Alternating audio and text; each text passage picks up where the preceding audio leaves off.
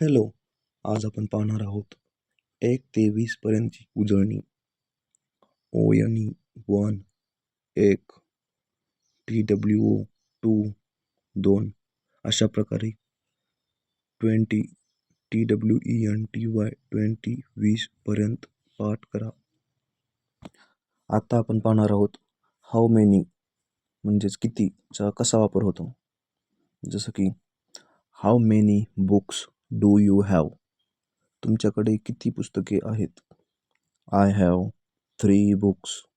माझ्याकडे 3 पुस्तके आहेत. किंवा तुम्हाला कोणी विचारलं की तेथे किती विद्यार्थी आहेत? मग तुम्ही बोलणार how many students are there. There म्हणजे तेथे. मग उत्तर कसं द्यायचं अशा प्रश्नाचं? तर सुरुवात करायची देअर आर 10 स्टुडंट्स. समजा तुम्हाला म्हणायचं आहे की माझ्या वर्गात 10 विद्यार्थी आहेत, तर तुम्ही कसं म्हणणार? There are 10 students in my class. आणखी एक महत्त्वाचा मुद्दा, आपण हॅव कधी वापरणार आणि हॅज कधी वापरणार? जेव्हा ही, शी, इट आणि थर्ड पर्सन सिंग्युलर असेल त्यावेळेस आपण हॅज वापरणार. जसे की तुम्हाला म्हणायचं आहे तिला एक भाऊ आहे, तर तुम्ही बोलणार शी हॅज अ ब्रदर. म्हणजे एक, अशा प्रकारे हॅजचा वापर होतो. आणि हॅवचा वापर कसा होणार?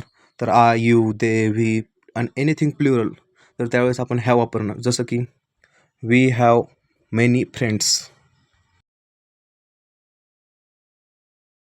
आणि न मोजता येण्यासारख्या गोष्टी जसं की पाणी, दूध, साखर, मीठ यांना आपण 1, 2 असं मोजू शकत नाही. जसं आपण म्हणू शकतो 1 बनाना, 1 केळी. तर न मोजता येण्यासाठी हाऊ मच वापरायचं. उदाहरणार्थ how much water do you drink? तुम्ही किती पाणी पिता? I drink a lot of water. मी खूप पाणी पितो. हे शब्द पाठ करा. धन्यवाद.